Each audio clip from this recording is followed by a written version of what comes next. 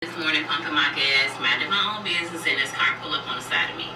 Nice car. This man hop out, and I'm talking about he had to be a good 6'2", fine beard, waves. I'm just like, oh my god, but I'm really not on that type of time, so I just immediately like put my head down after we had already locked eyes, right? Whatever. He goes into the gas station. I'm still pumping my gas. I guess he paid for his gas. Immediately come back out. And he was like, hey, good morning. Do you mind if I finish pumping your gas? And I was like, oh, no, I already got it. And it's almost done anyway. And then he was like, well, do you think I can get your... Before he said, I can get your... No. I had already dived into my car, y'all. This man was like, well, damn, who hurt you? Well, I have never laughed so freaking hard. I was just like, oh my god, like it's officially over for me.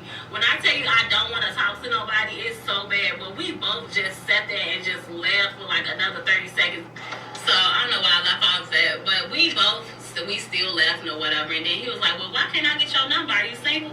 And I'm like, yeah, I'm single, but I'm not looking to date or anything like that. He was like, somebody hurt you. And I'm like, is it written on my face? I'm like, no, I'm lying, right? I'm like, no, I just don't want to talk to nobody. He was like, well, take my number. And when you feel like talking to somebody, hit me up. I'm single too. This how I know, like, if I say something out loud, I feel like God be like, we want to see if you done. Because I want to call this man. This man was so fine.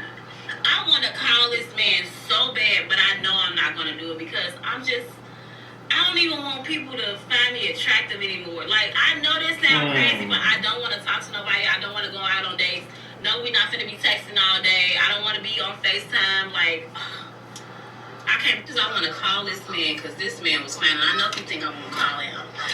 As much as I want to call him. And he didn't say text. He said call me. The man gave me his number, like, call me. Don't text me. I have time to talk. Call me. As much as I want to talk to this man, I just rather be done. Don't look at me. I don't want to kick you with your skate with you, nothing. I just rather be done, y'all. Like, man, I don't know how I got here, but oh well. Man, that's so, Christina, a lot of women out there like that? I've definitely gone through that season before. Man. I'm just coming out of that season. You're coming out of that season, You're like, hey, listen, I'm open. Is that how you are? Yeah, I'm open. I'm taking applications. You're taking out. So when you're in that season, is that I guess you should, who are you, you're protecting yourself? And the other person. And the other person. Yeah. That's what I want to know. So when a brother turns down a fine sister, what's he doing? And then what is a woman doing? You know, she's protecting herself and the other person. Yeah, I can speak from a woman's perspective because I have talked to people and not being healed. And when men are, if a man is attracted to you and you add value, men, they will definitely fall in line. They will become open, like they will really try and give themselves to you and be the best person for you. And when you're not ready, you hurt them. And so I did that a couple times. Well, when you're not ready, you end up hurting yourself. Everybody involved. Because men get their feelings hurt too, though. That's what I'm saying. So, in doing that a couple of times, I just realized, like, you know what, let me stop dating. Let me even stop. I'm not available. I'm not looking to date, because I don't want to keep hurting people. And then so I would say, yeah, your feelings get hurt, but not really, though. Because you can kind of like detach your feelings because you didn't have really the feelings in the first place. And I think there's a whole lot of detached feelings out there too, T.Y. Yeah. I think there's a whole lot of folks that, they may not, and I'm not saying you, Christina, but a lot of people may not be dating, but they having relations. Right. And in that way, it could be somewhat compromising yourself when you end up finding somebody you really want, and then you got attachments, but you really don't have a relationship, but you got attachments. Yeah. So it's a lot of things, and my thing is, and what I would like us to dive into is, what do we do? Are we really, and are there people, and I know they are, people that are really not healed? Yeah. And they know they're not healed. and they run up on the ideal person. Then what do you need to do to heal yourself? Like, you know, when you get out of the game of dating, what are you doing? Like, what did you do? What did you have to go through? You know, to really, did you have to pray 10 times a day? Did you have to you had to fast? What happened? What did you have to do to get yourself together? So for me personally now, definitely praying and fasting for sure, but talking to people and being open to receiving perspective that might not be my perspective. First of all, on relationships, looking at myself and really being honest with myself, because I think first of all, you have to think about where your foundation for getting information is. For me, because I'm a believer, it's the Word. So I had to dive into the Word to kind of recalibrate my mind. You know, how should I be showing up in a relationship? You know, what does it look like to really be a person who is healthy, right? Whole.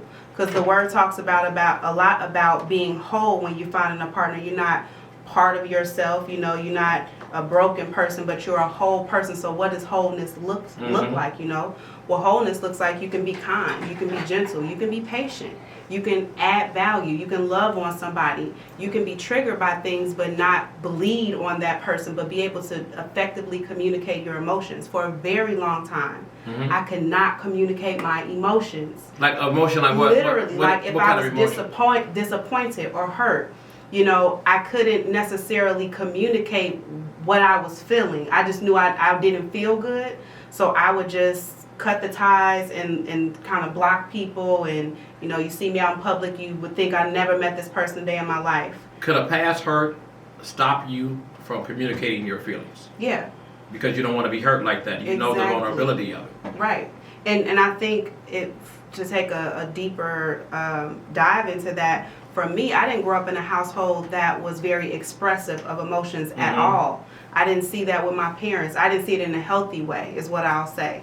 You know, so when it came to me being able to effectively communicate. That's because they kept the door closed all the time. It was more yelling. Really? Okay. It was yelling. So I used to wonder, like, as I got older, it's like, man, you know, when does my mother and father have sex? Yeah, same. Because the door was always closed. I didn't see kissing. I didn't see any of that. You didn't see any of that? Any affection. So for me, like, I didn't know how to respond to affection. I didn't know how to communicate. I need you to, you know, I need you to speak life into me, or like I need you to do these things. It's like I couldn't really find the words for it. And so my actions, you know, were probably jarring for people just because I didn't have the words. They were probably misreading your responses, because it wasn't like you were like, you're not a giving human being. It was like you didn't know how to respond. Exactly. That is a lot of people. I got Merlene on the live line. Merlene.